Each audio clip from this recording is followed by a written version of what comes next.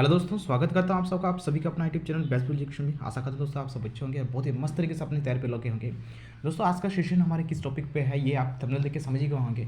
जी हाँ दोस्तों, आज के टॉपिक हमारा है फिजिक्स का प्रकाश का परावर्तन तो अपवर्तन से जो टॉप ऑब्जेक्टिव क्वेश्चंस मैंने पिछली वीडियो में जो अपलोड किया था पार्ट 1 के वीडियो में। आज हम बात करने वाले पार्ट 2 के वीडियो में नेक्स्ट जो 20 क्वेश्चन ऑब्जेक्टिव क्वेश्चन हमारे बाकी रह गए तो उसके बारे में डिस्कस करेंगे दोस्तों, ठीक है। पार्ट 1 का वीडियो में मैंने टॉप 20 ऑब्जेक्टिव क्वेश्चन डिस्कस कर दिया था। वो सारे जो ऑब्जेक्टिव क्वेश्चन थे दोस्तों, वो आपके सभी objective question model question paper से लिए गए थे, ठीक है। आपका जो 5 मॉडल पेपर तैयार किया गया था 2022 के एग्जाम के लिए, वो उन 5 मॉडल सेट से आपका वो क्वेश्चन तैयार किया गया था। आप उस वीडियो को भी बारीक से देखिए। और आज का जो सेशन है इसे भी ये भी आपके लिए बहुत इंपॉर्टेंट है। इसमें भी हम देखेंगे कि कौन कौन से top objective question model set में आपको तैयार किया गया था दोस्तों, ठीक है। तो वीडियो को ज़्यादा से स्किप मत करिएगा, वीडियो को देखिए बारीकी से और एक एक क्वेश्चन को समझिए। ये है हमारा मॉडल क्वेश्चन पेपर से ये लिया गया था फिजिक्स का प्रकाश परावर्तन था अपवर्तन से, ठीक है। जो कि आपके आने वाले एग्जाम 2022-23 में जो आपका आने वाला एग्जाम है उसके लिए काफ़ी ज़्यादा महत्वपूर्ण है। तो वीडियो को आप ज़रा से स्किप मत करिए, वीडियो को बारीक से देखिए। तो चलिए आइए स्टार्ट करते हैं हम लोग। सबसे पहला क्वेश्चन, जैसे कि 21 क्वेश्चन है क्योंकि मैंने 20 क्वेश्चन अपलोड कर दिया था। अगर आपने नहीं दिखाया तो आप इस वीडियो के डिस्क्रिप्शन जाकर उस वीडियो को देख सकते हैं दोस्तों, ठीक है। तो 21 क्वेश्चन में पूछा गया था, जैसे कि आपको स्क्रीन पे दिख रही होगी। अवतल लेंस के सामने रखी वस्तु का प्रतिबिंब सदैव होता है। तो अवतल लेंस के सामने रखी वस्तु का प्रतिबिंब कैसे बनता है ये आपको बताना है। तो अवतल लेंस में जो है दोस्तों हमेशा जो है ना वस्तु का प्रतिबिंब आभासी व सीधा बनता है। इसका ऑप्शन ए इसका राइट आंसर होगा, आभासी व सीधा, ठीक है। चलिए आगे बढ़ते हैं, क्वेश्चन नंबर 22 देखते हैं। क्वेश्चन नंबर 22 में पूछा है डायप्टर मात्रक है। डायप्टर किसका मात्रक है? फोकस दूरी का, आवर्धन का, लेंस शक्ति का या विभेदन क्षमता का। डायप्टर जो है ना लेंस शक्ति के मात्रक है, जिसे हम पावर ऑफ लेंस के नाम से जानते हैं। लेंस क्षमता, लेंस की क्षमता या लेंस की शक्ति का कह सकते हैं। तो इसका ऑप्शन सी राइट आंसर होगा, लेंस शक्ति का। नेक्स्ट आगे बढ़ते हैं, क्वेश्चन नंबर 23। क्वेश्चन नंबर 23 में पूछा है आपसे, दो डायप्टर क्षमता वाले लेंस का फोकस अंतर होता है। आपको लेंस की क्षमता दी गई है, आपको फोकस अंतर निकालना है। तो लेंस की क्षमता जिसकी हम पावर ऑफ लेंस कहते हैं, जिसे हम पी से डिनोट करते हैं। पी इज इक्वल टू हमारा फॉर्मूला आता है दोस्तों 1/f, ठीक है। पी इज इक्वल टू क्या होता है हमारा फॉर्मूला 1/f। एफ हमारा किस में होना चाहिए? एफ हमारे मीटर में होना चाहिए। यहाँ पे आप देख सकते हैं सभी ऑप्शंस में जो है आपका मीटर का ऑप्शन नहीं दिया गया, आपका सेंटीमीटर का ऑप्शन दिया गया है। यानी कि आपको क्या करना है, मीटर को सेंटीमीटर में बदलेंगे, ठीक है। हमें निकालना क्या है दोस्तों, हमें फोकस निकालना है। तो फोकस बराबर क्या हो जाएगा, 1/p हो जाएगा, 1/p। जब हम इसको सेंटीमीटर में बदलेंगे हम क्या करेंगे, 100/p कर देंगे, ठीक है। क्या करेंगे हम, 100/p करेंगे। तो p का मतलब ये हुआ कि जो आपका लेंस का क्षमता जो दिया हुआ वो, तो यहाँ पे देख सकते हैं कि लेंस की क्षमता को दो डायप्टर दिया हुआ है, ठीक है। तो हम क्या करेंगे, 100/2 कर देंगे। जैसे ही हमने 100/2 किया तो हमारे आंसर कितना आएगा, 50 सेंटीमीटर। हम क्योंकि हमने सेंटीमीटर से चेंज कर दिया, ठीक है। तो इस प्रकार आपका राइट आंसर क्या होगा, ऑप्शन डी इसका राइट आंसर होगा दोस्तों। इसी तरह का आपको जितना भी सवाल दिया रहेगा, अगर आपको पावर ऑफ लेंस दिया रहे और आपको फोकस अंतर निकालना होगा और अगर आपका ऑप्शन सेंटीमीटर में हो, आप क्या करेंगे, आप 100/p कर देंगे, ठीक है। क्या करना है आपको, 100/p कर देंगे, 100/p। p का वैल्यू आप क्या देंगे, जो आपका डायप्टर जो आपका क्वेश्चन में दिया रहेगा। चलिए आगे बढ़ते हैं, क्वेश्चन नंबर देखते हैं 24।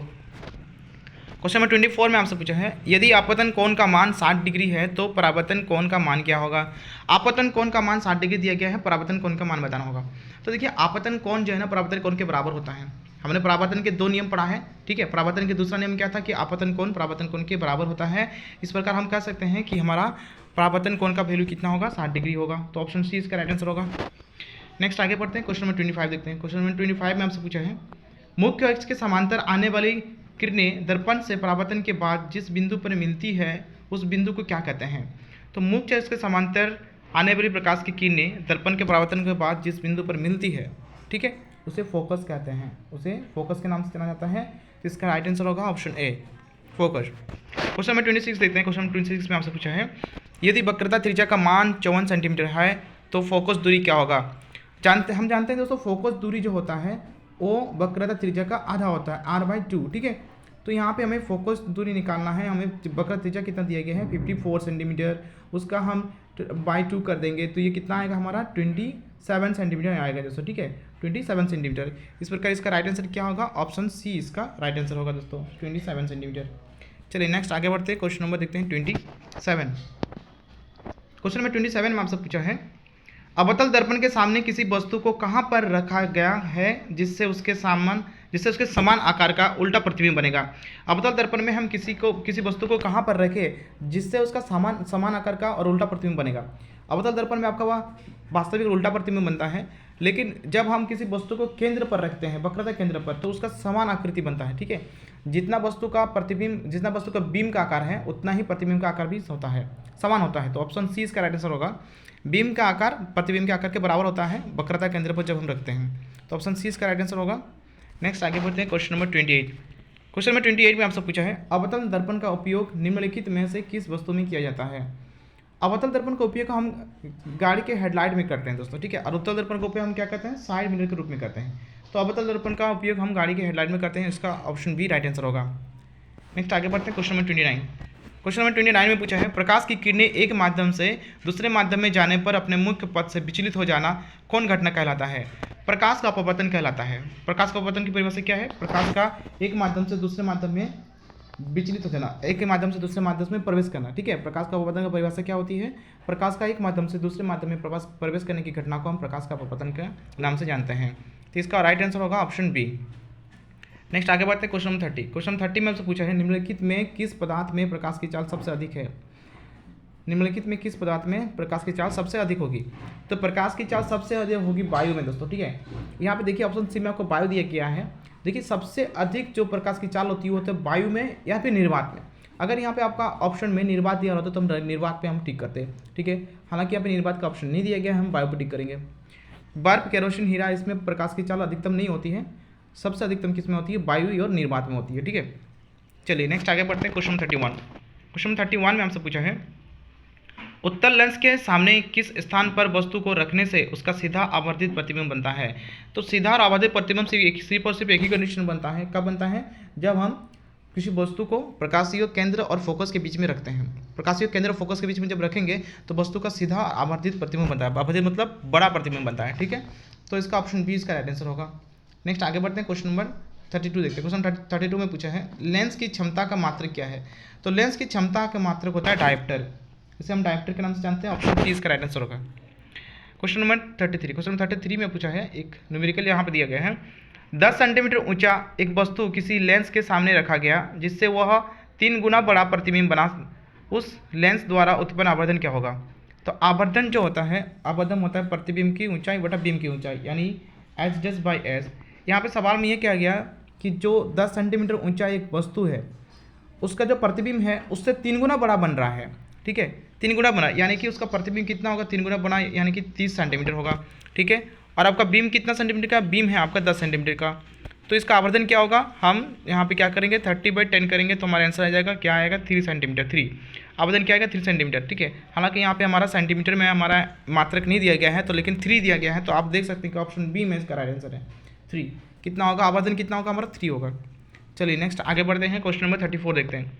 क्वेश्चन नंबर 34 में आपसे पूछा है यदि आपतित किरण और परावर्तित किरण के बीच 90 डिग्री का कोण बनता है तो परावर्तन कोण क्या होगा। देखिए आपतित किरण और परावर्तित किरण के बीच, ये आपका आपतित किरण है, ये आपका परावर्तित किरण है, यहाँ पे आपका 90 डिग्री का एंगल बन रहा है। ठीक है, 90 का एंगल यहाँ बन रहा है, तो पूछ रहा है परावर्तन कोण क्या होगा। देखिए यहाँ पे क्या होता है दोस्तों, अभिलंब होता है। ये पूरा कोण आपका 90 डिग्री है, अगर हम इसके बीच में अभिलंब डाल देते हैं तो क्या हो जाएगा, ये 90 हमारे डिवाइड हो जाएगा 45 × 45। ठीक है, 45 + 45 में डिवाइड हो जाएगा। तो जब 45 + 45 में डिवाइड हो जाएगा, इधर 45 होगा, ये किसका कोण होगा, ये होगा आपतन कोण होगा। इधर 45 होगा, ये किसका होगा, ये होगा परावर्तन कोण का। तो आपका क्वेश्चन में क्या बोला है, क्या निकालने बोला है, परावर्तन कोण क्या होगा। तो इसका हमारा परावर्तन कोण क्या होगा 45 डिग्री आंसर होगा दोस्तों। ठीक है, ऑप्शन बी इसका राइट आंसर होगा 45 डिग्री।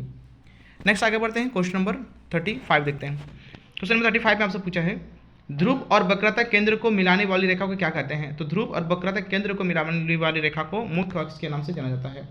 मुख्य अक्ष, ठीक है, जैसे कि ये आपका क्या है, अवतल दर्पण है। ठीक है, जैसे हम मान सकते हैं कि ये हमारा क्या है, अवतल दर्पण है। इसमें इसे क्या क्या कहते हैं, इसे ध्रुव के नाम से जाना जाता है, जो सेंटर होता है ना। और ये आपका वक्रता केंद्र है, इसे मिलाने वाली रेखा, इस रेखा को हम क्या किस नाम से जानते हैं, इस रेखा को हम मुख्य अक्ष के नाम से जानते हैं। तो यहाँ पर राइट आंसर क्या होगा, ऑप्शन सी इसका राइट आंसर होगा। ध्रुव और वक्रता केंद्र को मिलाने वाली रेखा को मुख्य अक्ष के नाम से जानते हैं दोस्तों। ठीक है, नेक्स्ट आगे बढ़ते हैं, क्वेश्चन नंबर 36 देखते हैं। क्वेश्चन नंबर 36 में पूछा है यदि एफ का मान 16 सेंटीमीटर है तो आर का मान क्या होगा।